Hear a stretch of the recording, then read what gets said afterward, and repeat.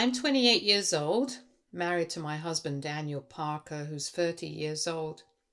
We live in Ohio and we are expecting our first baby together. My due date was set for early summer and I was already about 6.5 months pregnant when this whole situation with my mother-in-law happened.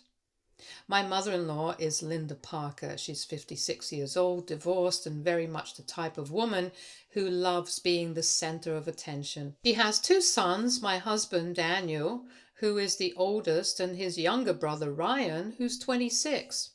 Ever since I married into the family, I noticed that Linda had this way of making everything about herself. She acted like she was the one running the show all the time, and the family usually let her get away with it because they did not want drama. I, on the other hand, was never good at swallowing my feelings when someone disrespected me, especially when I felt like I was being walked over. When I first announced my pregnancy to the family, everyone seemed happy. Linda immediately said she wanted to plan my baby shower and that she had all these ideas in her head about themes, decorations, and food. At first, I was grateful because I thought it would take some pressure off of me. And since it was my first pregnancy, I didn't really know what I wanted in terms of a shower anyway. She made a big deal about being the one in charge, saying she knew exactly what to do since she had helped plan showers for her nieces in the past. I decided to let her run with it because honestly, I had enough on my plate with work, doctor appointments, and preparing the nursery. The first red flag came when she asked me for money to start booking things. She said she needed a budget to secure the venue, catering, decorations, and invitations. I asked her how much she thought it would take, and she threw out a number that seemed reasonable, about $1,500. I told her I could send that amount to her and that she could use it for all the expenses. I thought that was enough considering it was just a baby shower, not a wedding. She happily accepted and I transferred the money to her. Weeks went by and I did not hear much about the planning. I assumed she was just handling it quietly. I would occasionally ask how things were going and she would brush me off saying it was under control and that I should just focus on my pregnancy. I trusted her even though I had this nagging feeling she was not being totally transparent with me. Then, about a month before the shower date, she suddenly told me that the budget had already run out and that I needed to contribute more money. I was shocked because I had not seen a single thing booked. No invitations had gone out, no mention of a venue, nothing. I asked her how it was possible that the budget ended before it even started. She laughed at me and said she did not expect it to go so quickly, acting like it was a big joke. I did not laugh. I was upset because $1,500 is not pocket change for us, and I wanted to know where it had gone. She brushed me off and said I should not worry about it, that I should just give her more money if I wanted things to be nice. Something felt off, so I started asking around casually. I talked to my sister-in-law Amanda, who's Ryan's wife. She's 25 and she told me that Linda had bragged about going to a fancy spa the weekend after I gave her the money. She apparently booked herself a full-day spa package including massage, facial, manicure, pedicure, a bunch of extras. She told people she deserved it after all the stress of planning a baby shower. I was furious when I heard that because it was very clear where my money had gone. She had taken the money meant for my shower and used it on herself. I confronted her and she just laughed again. She said she didn't realize I would be so uptight about it and that I should just give her more because she was the grandma and of course she deserved to be pampered. She acted like it was not a big deal at all. That was the moment I decided I was not going to let her walk all over me like she did with everyone else. I knew if I called her out directly, she would either deny it or turn the whole family against me for being dramatic. So I decided to get creative. If she wanted to be the center of attention, I would give her exactly that, but not in the way she expected. I went back through all of our text messages where she talked about planning the shower, asking for money, and then later dismissing me when I asked where the budget went. I screenshotted everything and saved it. Then I created a slideshow presentation with cute baby themed borders and music, making it look like a sweet dedication. I labeled it Grandma of the Year and included all the messages showing how she laughed about the budget and basically admitting to wasting the money. The day of the baby shower came and I was honestly nervous but also excited because I knew what I had planned. The shower was held at a local community hall because in the end I had to take over and book everything myself. I used my own money on top of what I had already given her, and thankfully some of my close friends and my mom helped me organize it. My mom, Sarah, is 54, and she was very supportive throughout. She knew what Linda had done and she told me she would back me up no matter what. People started arriving, family, friends, co-workers, everyone was excited. I was doing my best to keep the mood positive, even though inside I was still angry. Linda walked in late as usual, wearing a flashy dress like she was the guest of honor. She immediately started telling people how she had been so busy planning everything, taking credit for the decorations and catering that she had absolutely nothing to do with. I smiled and kept quiet because I knew her moment was coming. Towards the middle of the shower after the games and food, I stood up and thanked everyone for coming. I said I wanted to take a moment to appreciate someone very special who worked so hard behind the scenes to make this day possible. I said that person was my wonderful mother-in-law Linda and that I had prepared a small tribute to her. Everyone clapped and looked at her. She was grinning ear to ear, soaking in the attention. Then I played the slideshow. At first it looked sweet with the baby borders and the little Grandma of the Year. She was smiling, clearly expecting a sentimental montage. Then the screenshots started showing up. The first one was her message asking me for $1,500. The next was her laughing response when I asked where the money went. Then the one where she told me I should just give her more because she deserved it. I had tied it with soft background music and cheerful slides that made it all the more ironic. The room went silent as people read the messages. I watched Linda's face go from proud to horrified to furious. Some guests started whispering, others were just staring at her. My mom had her arms crossed, looking satisfied. My husband Daniel looked shocked because he had not seen the messages in full before. Linda's smile vanished completely. She stood up abruptly and muttered something under her breath and stormed out of the venue. The silence lingered for a moment before people started looking at me, some with sympathy, some with awkward smiles. I just shrugged and said thank you again for coming. After that, the shower went on, but of course the drama hung in the air. People were clearly talking about what they had just seen.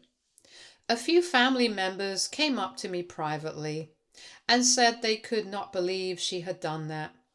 Others said I might have gone too far by embarrassing her in front of everyone. Daniel was supportive but also admitted he did not know how to handle the fallout because he knew his mom would blow up about it later. Sure enough, she started texting him angrily later that evening, saying I humiliated her and that she would never forgive me. She claimed I ruined her reputation and that I was ungrateful for everything she tried to do. I just rolled my eyes because I knew the truth, and so did everyone else who was there. Now here I am, a few weeks later, still dealing with the aftermath. Some relatives think I was justified because she stole from me and lied. Others think I was cruel for exposing her in such a public way. She had been playing the victim ever since, telling anyone who will listen that I destroyed her dignity. Honestly, I do not feel bad about it, but I also cannot stop thinking about whether I went too far. So I have to ask. AITA? Update 1. Hi, it's been a while, so I thought of posting an update about what happened since the baby shower. And let me tell you, things did not calm down the way I thought they would. If anything, the tension only grew bigger, and Linda has been on a war path ever since, trying to make me look like the villain to everyone she knows. Right after the shower, she went radio silent with me but kept blowing up Daniel's phone with long texts about how I ruined her life, how the family would never look at her the same again. She claimed people at church were whispering about her, her friends were asking questions, and that I humiliated her beyond repair. She also told Daniel that if he had any respect for her, he should make me apologize publicly, which obviously was not going to happen.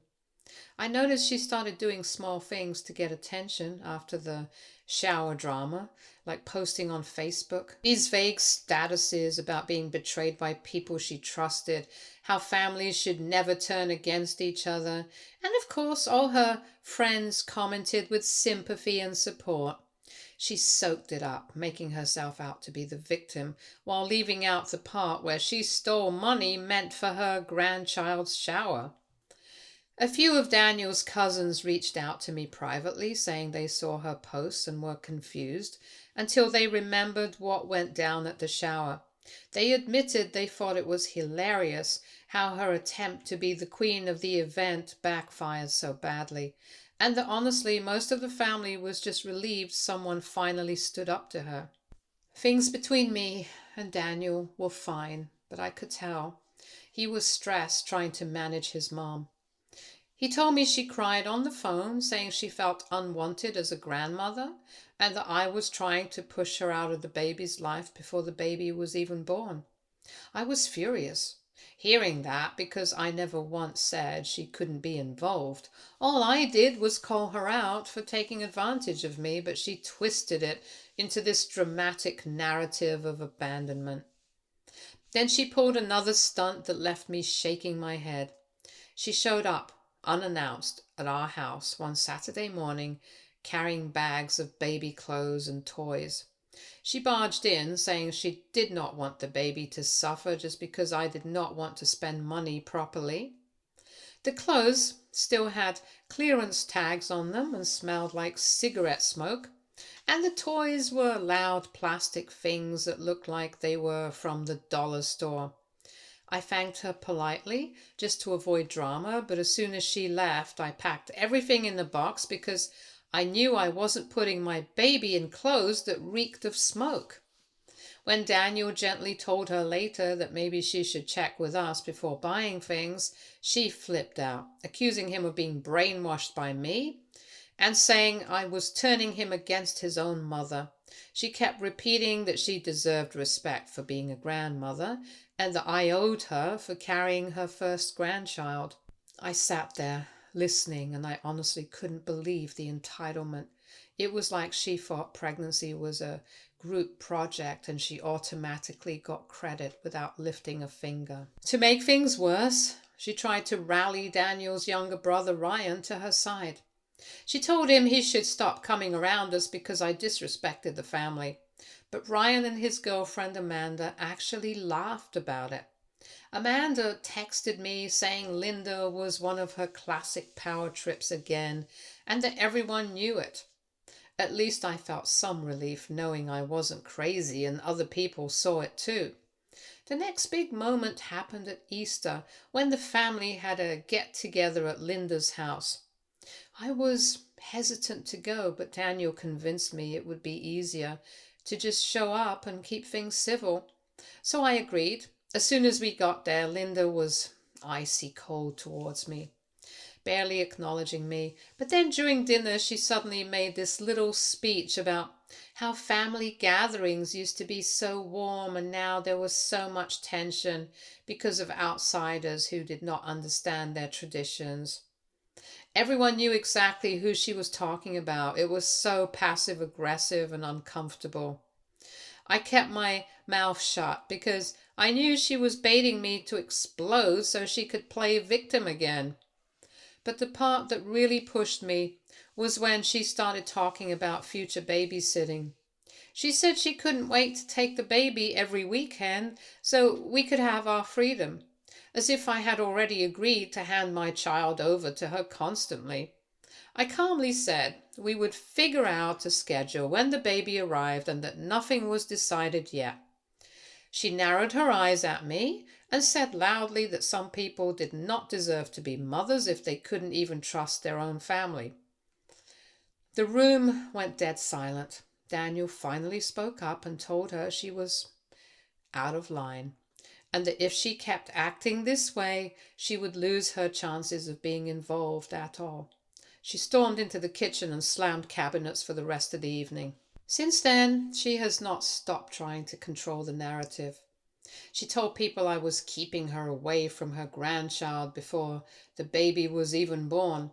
She claimed I was money hungry and that I cared more about humiliating her than celebrating new life. She has tried to call me multiple times, but I refuse to answer. Every interaction with her leaves me drained. Daniel supports me, but I can see it's taking a toll on him too, having to constantly defend me against his own mother. The spicy part is I found out from Amanda that Linda has been telling people she plans to host her own baby celebration once the baby is born. Like a separate shower, but for herself. She actually said she deserves her own party as the grandmother. Apparently she's been saving up money and looking at venues, which is laughable considering she blew through my money on a spa day before. I don't know if she's serious or if it's just another one of her dramatic fantasies, but I honestly wouldn't put it past her. Now I'm close to my due date, and instead of being focused only on the excitement of meeting my baby, I have this dark cloud of her hovering. I do not want her in the delivery room. I do not even want her barging into the hospital right after birth. And I'm already preparing myself for the meltdown she will have when I tell her those boundaries. But I also feel like that if I don't set them now, she will walk all over me forever. Update 2. Hi, a lot has happened since I last posted, and honestly, I don't even know where to start because it feels like Linda has been on a mission to test me every single week.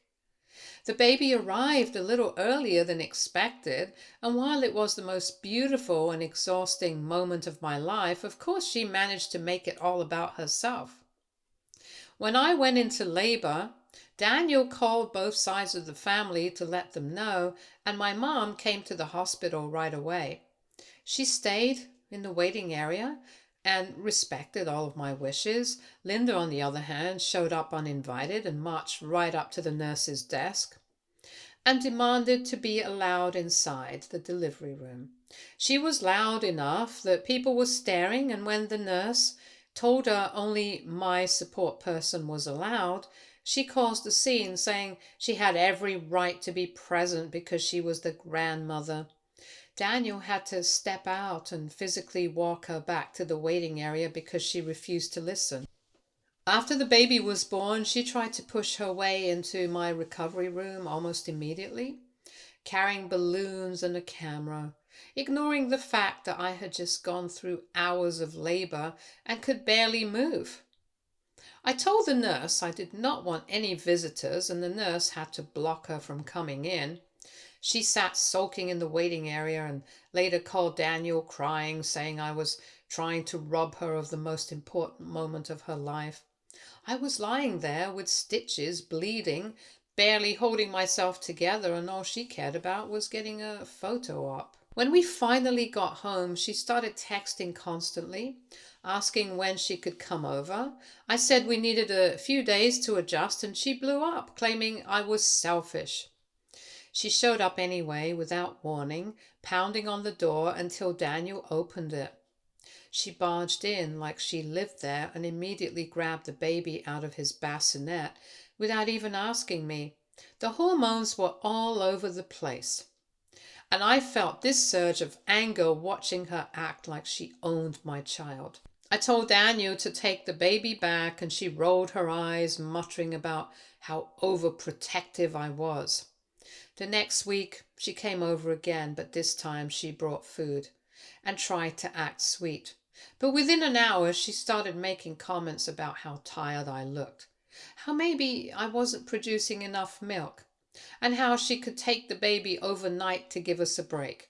I refused, and she said I was depriving her of bonding time. I knew what she was doing. She wanted to worm her way in and then start taking control. Daniel backed me up and told her overnight visits weren't happening.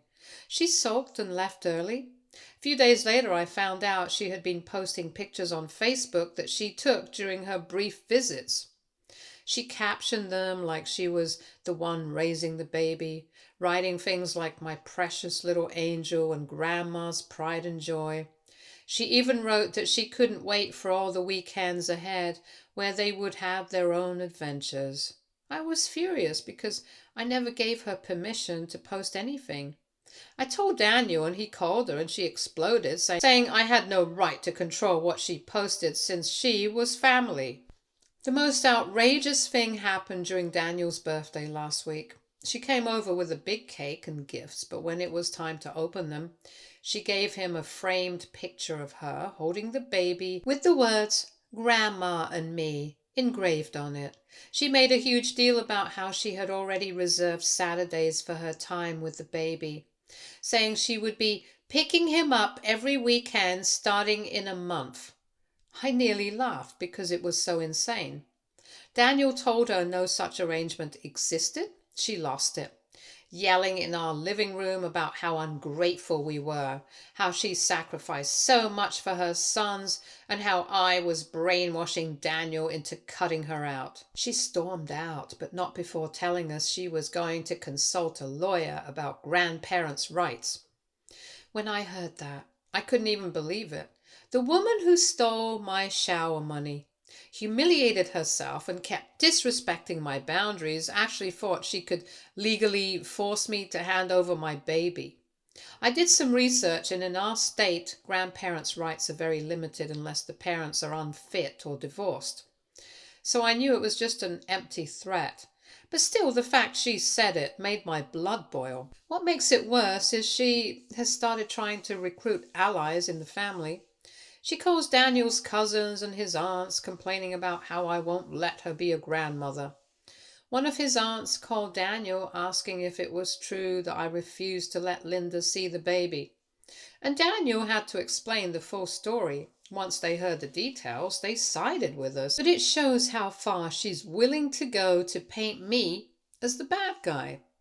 The cherry on top happened just a couple of days ago when Amanda told me Linda has started planning her so-called grandma celebration again.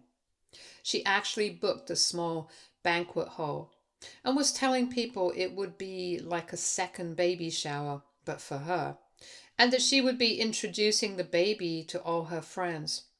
Amanda said Linda was even looking into printing invites. The audacity is unreal. She hasn't asked my permission, hasn't checked if we're comfortable with strangers around the baby, nothing. She just decided she was entitled to host her own party featuring my child as the main attraction. I told Daniel there was no way she was taking the baby to such an event, not now, and maybe not ever, and he agreed. I know this is only the beginning, because if she's this unhinged now, I can only imagine what she'll be like as the baby grows, trying to insert herself into every milestone and decision. I feel like I'm constantly on the defense, guarding not only my boundaries but also my sanity, because every move she makes is designed to push me until I either cave or explode. Update 3. Hi, I did not hope I would be writing again in such a short while after the last time, but things escalated so quickly with Linda that I honestly feel like I'm living in some twisted reality show where the villain refuses to get voted off. I thought she would back off a little after her empty lawyer threat and the ridiculous grandma celebration plan, But instead, she doubled down and decided to make every interaction with us a battle of control. A few days ago, she showed up at our door unannounced again, this time while Daniel was at work. I was home with the baby and she just kept banging on the door until I finally opened because I did not want her to wake the baby with all that noise. She walked in without waiting for me to invite her and immediately went to the crib. I told her it wasn't a good time, but she ignored me and picked up anyway. I was exhausted and running on barely any sleep, so my patience was gone. I told her to put him back and she smirked at me, holding him tighter, like she was daring me to try to take him from her. I finally had to raise my voice, and when she realized I wasn't backing down, she huffed and put him back, but then said I was cruel for keeping her grandson from her. The next day she called Daniel and cried about how I was emotionally abusing her by denying her access to the baby. She told him she had already ordered a car seat for her car because she planned to start picking him up once a week, whether I liked it or not. Daniel told her absolutely not, and she went silent before hanging up. 2 hours later, she posted this long, dramatic rant on Facebook about toxic daughters-in-law who ruin families and how grandmothers deserve to be respected. I do not even use Facebook, but my friends kept sending me screenshots, and it was insane how many people commented in support of her, not knowing the real story. She loved the attention and kept replying to every comment like she was some martyr. What made me furious was when she showed up at Daniel's work. She cornered him during his lunch break, begged him to take the baby for a weekend to her place, saying it would prove he wasn't completely under my thumb. Daniel told me later that she was practically in tears in front of his co-workers, saying she never thought her own son would choose a wife over his mother. He was mortified and told her she was crossing serious boundaries, but she just brushed it off. As if that wasn't enough, she started sending group texts to Daniel's extended family, complaining about me and accusing me of cutting her out. She even said I was trying to replace her with my own mother as the baby's grandmother. She kept using the phrase real grandma and implying that my mom wasn't one. The family chat blew up with cousins and aunts telling her to stop being dramatic, and she left the group in a huff. A few hours later, she re-added herself and acted like nothing happened. Yesterday, she tried her boldest move yet. She showed up with Ryan and Amanda at my house while Daniel was out running errands. Amanda texted me beforehand, apologizing because she did not even know Linda planned to drag them along. Linda walked in holding a bunch of toys and clothes and announced she was taking the baby for the afternoon so I could rest. I told her no firmly, but she started lecturing me about how mothers needed breaks, how I wasn't being reasonable. Ryan tried to get her to calm down, but she ignored him. I finally had to physically block the doorway when she tried to walk out with the baby carrier. I told her if she tried to take my child without permission, I would call the police. That was the first time she actually froze and looked shocked, like she hadn't considered that I would ever say something so extreme. She dropped the carrier and left in a dramatic storm, yelling that I was an ungrateful witch.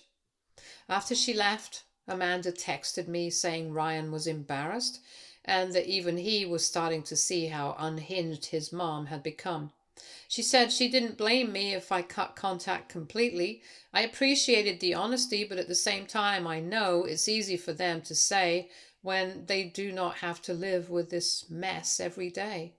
When Daniel came home and I told him everything, he looked both furious and defeated, like he did not know what else to do anymore.